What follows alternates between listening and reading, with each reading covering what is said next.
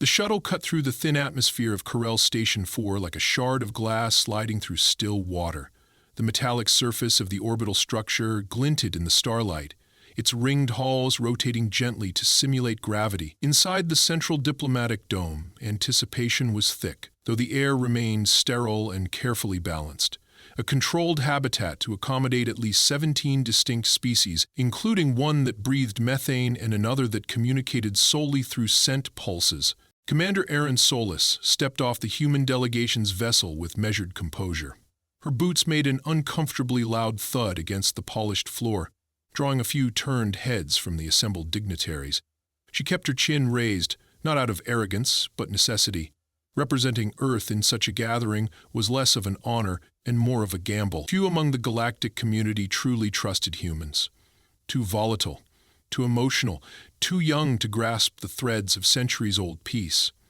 Erin knew all of this, and yet she walked as if she belonged there. Her uniform, sharply tailored with a subtle trim of blue denoting diplomatic status, bore no weapon, no insignia beyond the Earth Unity symbol, a golden spiral set against a navy background.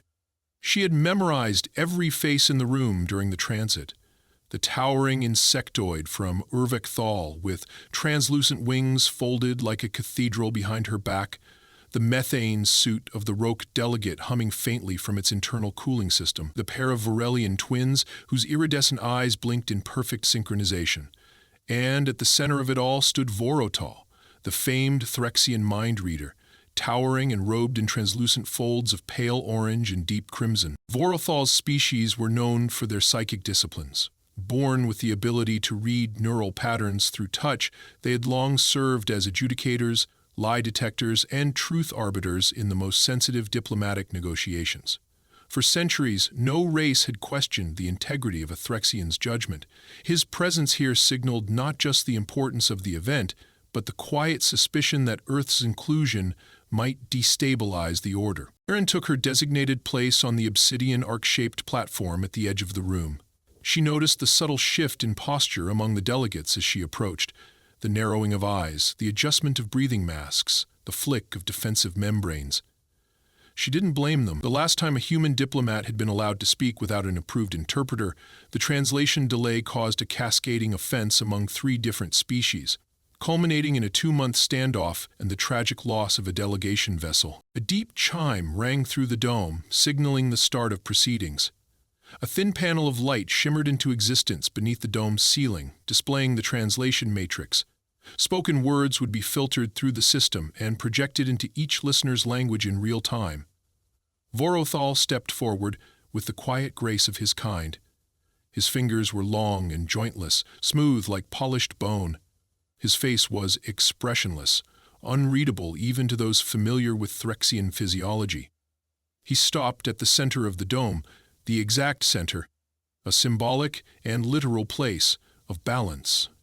Before we proceed with mutual declarations, he began, his voice low and melodic, it is the Council's will that the human representative be verified. Erin didn't flinch. She had known this would happen. She gave a small nod, formal but not submissive. Her briefing on Vorothal had been extensive. He was over 400 standard cycles old, revered not just for his accuracy, but his unshakable calm. No mind, they said, could disorient him. No deception had ever slipped through his grasp. She held out her hand. Vorothal moved slowly. The gesture was sacred, a ceremonial touch to determine not just truth, but intent, coherence, and mental stability. His fingers hovered above her skin, pausing as if sensing a temperature. Then he lowered them gently onto her wrist. The moment their skin met, Erin felt a sharp pull in her consciousness. Not pain, but an intrusion that stretched the mind sideways. Her breath caught, but she remained still.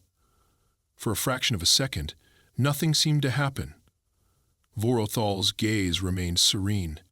Then something shifted. His fingers twitched. His expression, once marble still, cracked. His head jerked ever so slightly like a creature catching scent of something unexpected. And then he screamed. The sound didn't resemble a human scream. It was guttural, reverberating, layered with psychic resonance that echoed through the translation matrix and bypassed language entirely.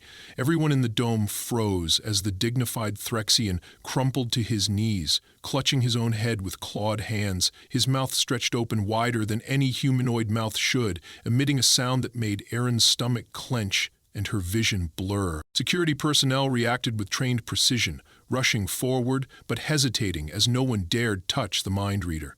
Medics from the Threxian wing broke through the line and enveloped him in a kinetic field, lifting him onto a levitating gurney. He writhed once more, then went completely still. The dome was silent. Erin slowly lowered her hand, which still tingled with the aftershock of the contact. Her heart was hammering, but her face remained calm. She glanced at the high seat of the presiding arbiter, who was staring down with all three eyes wide open. "I did nothing," Erin said quietly, her voice steady. "He touched me. That's all." No one responded. Vorothal's unconscious body was floated out of the chamber, escorted by Threxian aides who looked pale and confused. The moment the door sealed behind them, the arbiter spoke, her voice crackling with authority. "This session is adjourned until Vorothal regains consciousness. No further contact with the human delegate is permitted." Erin nodded once, even though her pulse was surging. As she was led to the observation quarters under light guard, she couldn't help but glance back at the empty spot where the mind reader had stood just minutes before. There had been something in his expression just before the collapse. Not fear, not horror, but a flicker of understanding. As if he had seen something so vast and so deeply layered that his mind, even as ancient and trained as it was, couldn't absorb it. She didn't know what he had seen. She didn't want to know, but one thing was certain. Something about the human mind wasn't just unreadable. It was too much, too human, too real, too raw. And now the galaxy would want answers. The medical wing of Chiral Station 4 was a labyrinth of shimmering corridors, clinically bright and deathly silent. Only the soft hum of grav lifts and the occasional beep from life support systems broke the suffocating stillness. Vorothal lay motionless in a cocoon of translucent biogel, suspended above the floor in a containment field calibrated to support his neural lattice. Around him, 3 Threxian healers circled with synchronized movements, their hands radiating pulses of stabilizing energy into the gel. His face, once the epitome of composure and control, now twitched with irregular spasms. His mind was intact, but it refused to wake. In a separate observation chamber shielded by diplomatic protocols, Erin stood behind a glass panel, her arms crossed behind her back. She had been confined for the last 3 hours, though the term confined was dressed in the polite language of protocol, temporary diplomatic sequestering. No one had spoken to her in detail, no accusations, no formal charges, just silence and side glances from the guards who kept their distance. She wasn't shackled, but the walls pressed inward just the same. She had replayed the moment 1,000 times in her mind. The exact instant Vorothal's fingers had made contact with her wrist, the electric jolt, the sudden weightlessness in her chest, the echo in her spine. But no pain, no fear, only the sensation of being observed from within, like standing in a room full of mirrors, each one reflecting a different memory, some her own, others blurred and fragmentary. Then the scream, the collapse, the silence. Now she stood, staring through the panel, watching the legendary mind reader twitch in a vat of neural balm, while the galaxy waited to decide whether she was a threat or a fluke. Outside the chamber, voices rose and fell in the Secure Council corridor. Tension rippled through the diplomatic network like heat waves on a scorched plain. Delegates from over a dozen systems had gathered urgently in the adjacent conference hall. The Roque ambassador, always a stabilizing force, was strangely silent. The Varelian twins hadn't blinked in 47 seconds.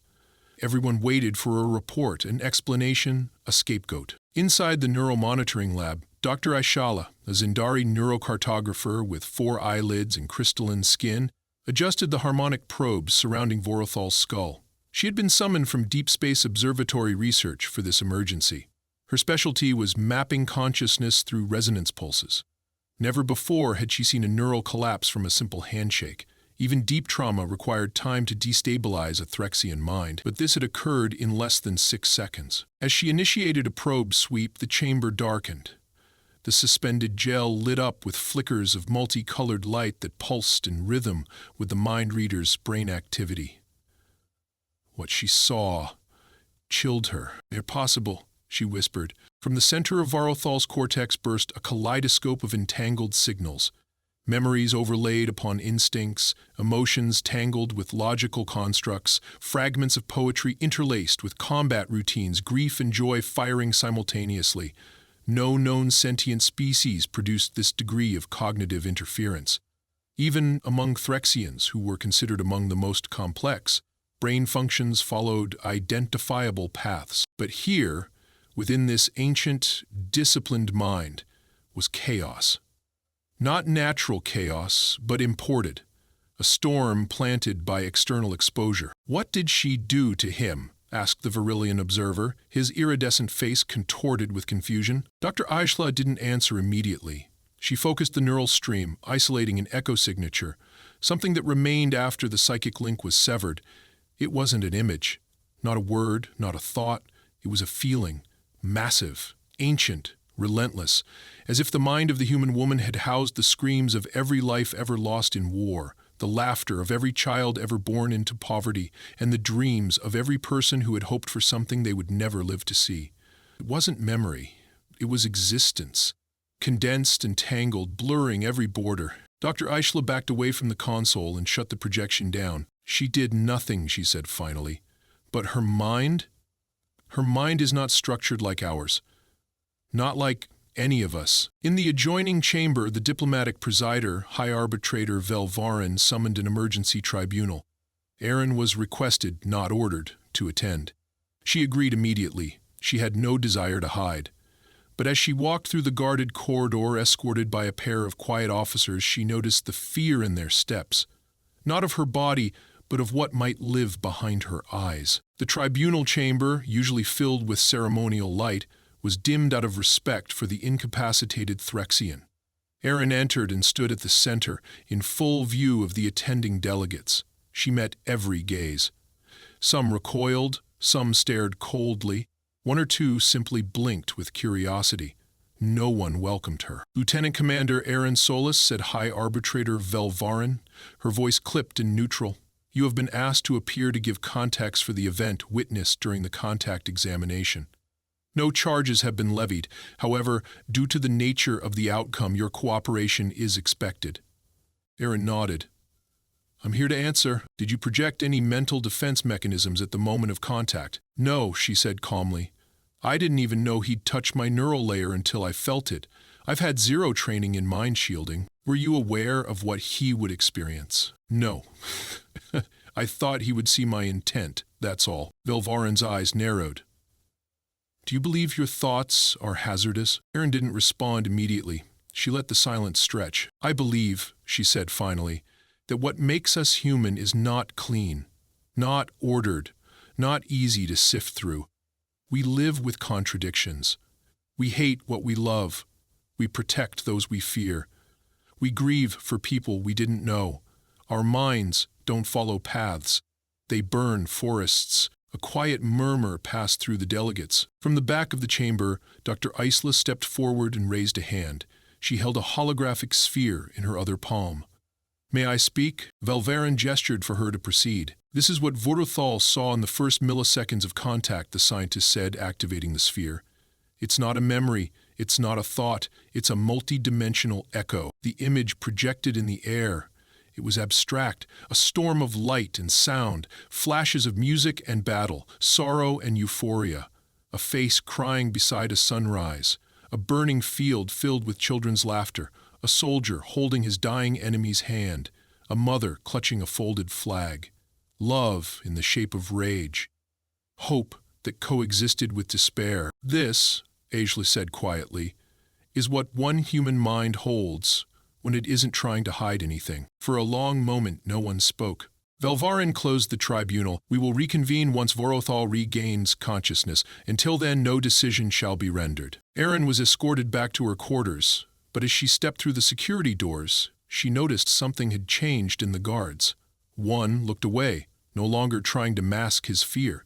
The other stared directly at her, not with contempt, but with unease, as if she were a mirror reflecting too much light. She entered her quarters, sat on the edge of the cot and stared at her own hands. She had said nothing wrong, done nothing wrong, but deep inside, a question now echoed where certainty used to live. What was the human mind, and was the galaxy truly ready to understand it? The lights in Erin's room dimmed to match her circadian cycle, but she didn't lie down. She sat upright in the corner chair with her hands clasped in her lap, unmoving. The smooth walls, slightly curved and neutral in hue, offered no comfort. Her communicator remained silent, though she had expected it to buzz at least once with an order or an accusation. Nothing. Silence from every direction. The only sound in the room came from the gentle vibration of the station's artificial gravity system beneath the floor. She closed her eyes for a moment and let her mind drift, not to memories but to sensations. Cold mountain wind against her skin during an Earth-based survival training, the smell of engine grease inside a long-range fighter, the rhythmic pressure of her mother's fingers braiding her hair when she was a child. These sensations formed no coherent message, no weapon, no story, and yet they were hers. Perhaps they were too much. Her thoughts were interrupted by a soft chime. The door slid open before she responded. An unauthorized entry. Two figures entered, both clad in the deep silver robes of the Zindari Neuro Congress. One was Dr. HFY, the neurocartographer who had revealed the psychic echo during the tribunal. The other was a taller Zindari male with darker crystal layers across his face, suggesting high rank. Erin stood slowly, instinctively alert. "We are not here to accuse you," HFY said gently. "We are here to understand." Erin met her gaze and nodded. "Then start talking." The male stepped forward. His voice was deeper and slightly resonant. "I am Dale Shun, speaker of Neural Truth. We have spent the last 2 hours analyzing the residual patterns left in Vorothal's mind. What we've discovered has caused alarm." Erin remained silent, watching him closely. His neural system is intact, but he is locked in a recursive loop. His thoughts are cycling through what appear to be overlapping impressions. Not memories, not projections. Echoes. HFY activated a device on her wrist, projecting a holographic sequence above her palm. It showed a brainwave map, color-coded and dynamic. Erin recognized the general layout of Threxian neurology. Disciplined, symmetrical, flowing like a calm stream. But overlaid onto the pattern were jagged bursts of interference, forming wild spikes that contradicted each other in rhythm and intensity. "We isolated these fragments," HFY continued. "They don't correspond to anything in his memory." "They're yours." "My thoughts?" Erin asked, narrowing her eyes. "No, not thoughts. Something beneath that. Emotional architecture, unspoken frameworks, the things that shape meaning before language even begins to form. Your neural layers hold opposing emotional constructs simultaneously. Rage and empathy, pride and regret, faith and skepticism. It appears you feel them all in parallel and with equal conviction." Dale Shun stepped closer, lowering his voice. "This is not how sentient cognition was meant to evolve. You are operating with contradiction as a baseline." Erin raised an eyebrow. "So are most people I know. We've just learned to live with it." "No," he said firmly, "you've learned to survive with it." HFY's voice softened again. "That survival has consequences. Other species organize thought through coherence, harmony. Even when emotion is present, it follows a structure. Yours doesn't. Yours feels like standing inside a burning library. Every book open, every voice screaming its own story." Erin let the words settle. She wasn't offended. She was intrigued. "So what does that mean for him?" she asked, nodding toward the hall beyond the door. "Will he recover?" "We don't know," HFY said quietly. "He's begun to speak in fragmented sentences, phrases from languages he's never studied, Earth languages, literature, slang, technical terminology. It's as if he absorbed not only your mind, but your cultural context." Erin blinked. "How is that possible?" "Because your memories are stored emotion first," Dale Shun answered. "You tie feelings to symbols so deeply that the meaning cannot be separated from the sensation. He didn't just read your mind. He felt your species. Erin exhaled slowly. And now he's stuck inside it. The room was quiet for several seconds.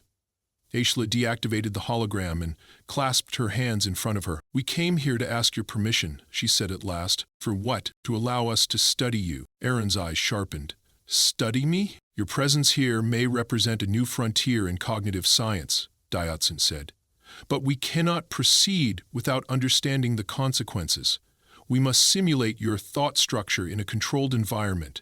We need to know what happens when your kind interfaces with minds built on order." Erin crossed her arms. "You already saw what happens." "That was raw contact," Aishaslas said, unfiltered. "We can do better with data, pattern analysis, construct matrices. With your consent, we may be able to isolate the qualities that destabilized Vorothal, perhaps even reverse them." Erin's voice dropped a register. "And if you can't?" Daloshun hesitated. "Then humans will be classified as neurohazards." Erin stared at him. "We mean no insult," Aisla said quickly. "But the fear is spreading. Some races are calling for complete withdrawal of human interaction. They say your minds cannot be trusted, not because you lie, but because your truth is uncontainable." Erin nodded slowly. "Give me an hour. I'll give you an answer." The Zindari scientists exchanged glances, bowed in silence, and left her alone again. Once the door closed, Erin sat back down. She didn't touch the water on the side table. She didn't move. Her mind spiraled inward. A neurohazard. Not because of anything she had done. Not because of secrets or weapons or intent. But because she had felt too much. Because her memories didn't fit into a linear stream. Because love and hate lived side by side in her without one canceling the other. Because she had grown up in a world where grief was a background hum, where joy was often defiant, and where laughter had to coexist with war. Was that what made her dangerous? She closed her eyes and allowed one memory to rise. Her brother, standing in the kitchen after their father died, laughing while burning toast. He had told her, "If you don't laugh today, it'll eat you alive tomorrow." She had laughed with him, through tears, through pain. That laugh, perhaps, was what broke the mind reader. She opened her eyes again. "Fine," she whispered into the stillness. "Study me, but don't expect to come out clean." The observation platform was cold beneath Erin's hands as she leaned forward, watching the void of space beyond the reinforced glass. The stars no longer looked like mysteries. They looked like waiting eyes. Somewhere behind the sterile comfort of the diplomatic station, 1,000 conversations bloomed, messages exchanged, warnings drafted, containment measures debated. She could feel it moving in the air, a quiet escalation no longer confined to scientific inquiry. The galaxy had been rattled, and her name was on its pulse. Her agreement with the Zindari researchers had been formalized just 39 minutes earlier. The consent forms were extensive, pages of legal text woven through high-level neurolinguistic ethics. Erin had signed each section in silence, her signature fluid, steady. She had made her choice, but the consequences of that decision had already begun to unfold outside the lab. She was escorted into the core lab shortly after, passing through 4 biometric checkpoints and 1 atmospheric filter. The chamber itself was domed and spacious, its walls lined with softly pulsating crystalline panels tuned to react to neural signals. In the center, a reclined chair hovered inches above the floor. Dozens of fine silver filaments hung from a suspended neural interface matrix above it, each tipped with microscopic connectors. The room was silent but alive, like stepping into the center of a listening ear. Dr. Aishela waited near the console, her posture calm. She wore a specialized visor now, embedded with neural frequency lenses, calibrated to scan the energy signatures of emotion in real time. De Lekshun stood beside her, arms folded. Behind them, a small team of specialists monitored baseline readings. "We will not be entering your mind," Aishela said softly, "only observing from the outside as your brain processes controlled stimuli. If at any point you experience discomfort, signal immediately." Erin gave a small nod. "Understood." She stepped into the chair, allowing the magnetic field to cradle her back. The filaments descended, brushing gently against her temples, the base of her skull, and the center of her forehead. A mild vibration passed through her spine, followed by a heat bloom behind her eyes. She didn't flinch. "Beginning calibration," Dial soon announced. Images began to flicker across the chamber walls. The first showed a flower blooming in time-lapse, an alien plant from a desert moon known for its single, perfect day of life. Aaron's pulse remained steady. The second image showed a solar flare erupting from a red giant star, followed by a sequence of color-coded equations. Again, no change. Then came the first human image, a child with dirty hands, holding up a crushed butterfly. The filaments vibrated harder, the crystals at the room's edges lit with orange streaks, indicating overlapping activity in her temporal and limbic systems. Ajlo leaned in. "She processed that faster than any species we've recorded," she said under her breath. "It's not cognition, it's resonance." Aaron's mind drifted deeper. The next image was a recorded, muted footage of soldiers running through smoke. She didn't recognize the battle, but the rhythm of motion, the expressions, the weight of the scene stirred something old and sharp inside her. Her breath caught for a moment. That was when the system stuttered. One of the filaments snapped back and arced with blue light. A technician cursed in Zindari, ducking behind the console. The projection chamber warped slightly, then stabilized. Dalek Shun glanced at Aaron. Her eyes were still open, but unfocused. She was somewhere else now. "Maintain feed," Aishla ordered. "She's not in distress. Let her continue." Aaron's awareness was no longer confined to the room. The images had become bridges. One connected her to the day she stood at her father's grave. Another to the moment she was promoted, alone, with no family left to tell.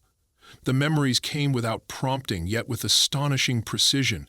She felt not just the emotion, but the reason for the emotion. It wasn't about the image. It was about the meaning layered beneath it. And then the system made its first mistake. The next feed displayed a child laughing in the rain. Her vision blurred instantly. The child looked like her brother.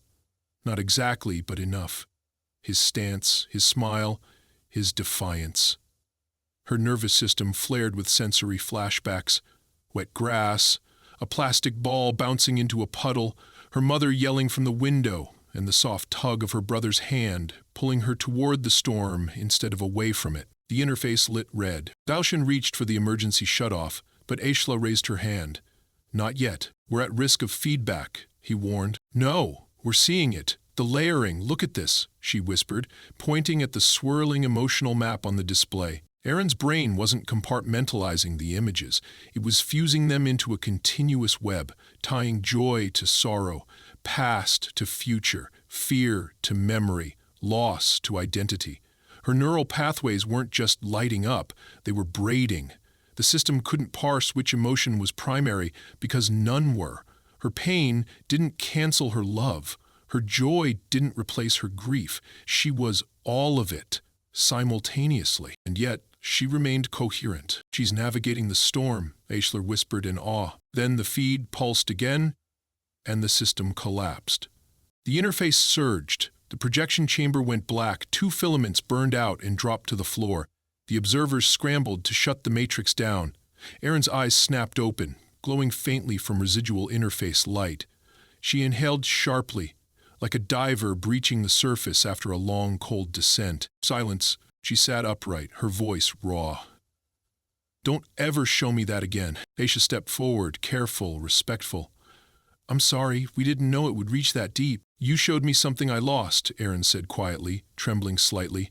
"Not a memory, a trigger." Dele Shun spoke cautiously. "We learned more in 10 minutes than in decades of neural research." "And what did you learn?" Aaron asked, her voice steadier now, steel under the surface. "That your mind isn't chaotic," he said. "It's recursive, layered. It loops pain into strength, grief into direction. You don't separate what hurts from what guides you. You use it." Aaron stood, brushing the remains of the interface away from her shoulders. "That's what we do. We carry it all, or we break." Behind her, one of the younger technicians whispered something into a comm device. Across the station, those words were transmitted through encrypted channels into the broader diplomatic network. Within the hour, several species began recalling their envoys. 2 formally requested the suspension of Earth's candidacy for the interstellar accords. A third proposed a psychological quarantine on all future human diplomats. The galaxy had seen enough to start fearing what it didn't understand. But Erin, she was just beginning to understand herself. The diplomatic wing of Kirel Station 4 had never known true silence, but now it lingered like a second skin across the corridors. The usual harmony of distant footsteps, murmuring translators, and echoing intercoms had dulled to a hush of restraint. Protocol officers moved with clipped urgency, envoys avoided eye contact, and behind closed doors, entire civilizations debated a new, unanticipated threat, one that wore no armor and carried no weapon but could shatter equilibrium with a memory. Erin stood at the edge of the Arboretum dome, her figure framed by a low-lit view of the stars. The artificial trees cast long shadows across the polished floor, swaying gently in recycled air. She kept her posture still, her expression unreadable. She knew that the message had already reached Earth. Kirel Command had sent it through secured channels. The human diplomat was now the subject of a growing number of restrictions, with some alliances considering formal distance until further analysis could be conducted. She had become the center of a phenomenon that no longer belonged to science. It belonged to fear. The sound of a door gliding open behind her did not make her turn. She recognized the cadence of steps, not military, not technical. Each footfall was patient and careful.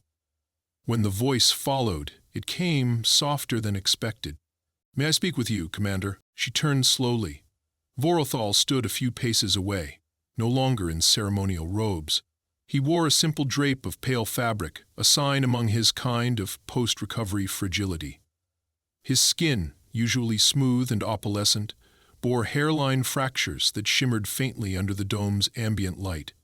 But his eyes, deep-set, pale, lavender, were steady now, clear in a way that unsettled her more than the first time she met him. "You're awake," she said simply. "I have been conscious for some hours," he replied. "I asked to find you before anyone else spoke with me." She studied his face, looking for clues of residual damage, for signs of hesitation. She saw none. "Why?" she asked. "Because I need to tell you what I saw. Not to the council, to you." She stepped back and gestured for him to sit on the stone bench beneath a flowering alien plant. He sat slowly, adjusting his limbs like one learning balance again. She remained standing. "I saw things I could not hold in my mind," he began, "not because they were violent or alien or unstructured, but because they contained truths I did not know a mind could hold without collapsing." She waited, arms crossed. "I saw a girl crying while her hands stitched her father's wound. I saw that same girl laughing in the ruins of her home. I saw her giving orders while grieving. I saw her hoping while understanding no hope would come." He looked up at her. "I saw you, and I saw billions like you, all different, all carrying contradiction like a birthright." Her voice was quiet. "That's what we are." "No," he said. "That is what we feared you were, and what I now believe we must understand." She stepped forward slowly. "Do you remember everything?" "I remember the shapes of it, the feeling of memory. I remember your brother's voice, your mother's arms, the way your heart hardened during combat and softened in private. I remember not the images, but the weight." He paused. "And I remember being afraid, not of you, of myself." She raised an eyebrow. "I was afraid because I realized my mind, my carefully ordered, layered, centuries-trained mind, was fragile in the presence of yours. And I understood something terrible, that perhaps our version of control is a prison, and yours is freedom." Erin sat beside him then, not looking at his face but at the tree ahead. "You think freedom looks like this?" she asked. "Like disorder? Like a storm we can't stop?" "I think your species is not dangerous because you are unpredictable," he said. "You are dangerous because you endure the unpredictable. You live with broken things inside you and still build. You remember pain and still move forward. You contradict yourselves and still speak of truth." He turned toward her fully. "No civilization has ever tried to contain the whole of its emotion. We select, we narrow, we tame our inner worlds. But you let yours burn, and still you walk through the fire." She gave a dry smile. That's because if we didn't, no one would. He lowered his head. I have made a report to the council. Her smile vanished. What kind of report? One that changes our classification of humanity. She waited. I classified your minds not as neurohazards, but as cognitive frontiers. Your people are not to be restricted, but studied. With consent, with reverence. Her shoulders lowered by a fraction. And the others? They will protest. Some will retreat. Some will argue. But they will listen to me. She exhaled. You're the only one they trust. They trusted me because I had never once lost control. Now, I have. But I came back from it. And I came back changed. Silence lingered between them. Then he stood. I brought you something, he said.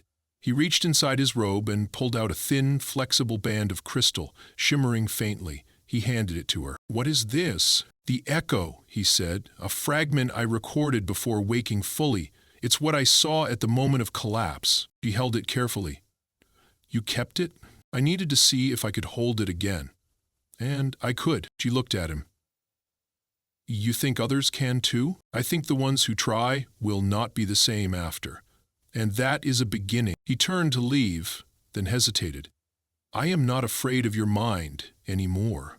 She nodded once. Neither am I. As he walked away, the room dimmed into night cycle lighting. Erin remained seated on the bench, the echo crystal resting in her hand like a question, waiting for an answer. She looked out again at the stars beyond the dome. They hadn't changed. But something in her had. In a few hours she would be summoned again. There would be inquiries, amendments, debates, and policies. There would be worlds that still doubted her and others that wished to silence her, but none of it mattered now. Because for the first time she wasn't standing against the galaxy. She was standing inside it, not as a threat, but as a mirror too complex to decipher, as too human to break.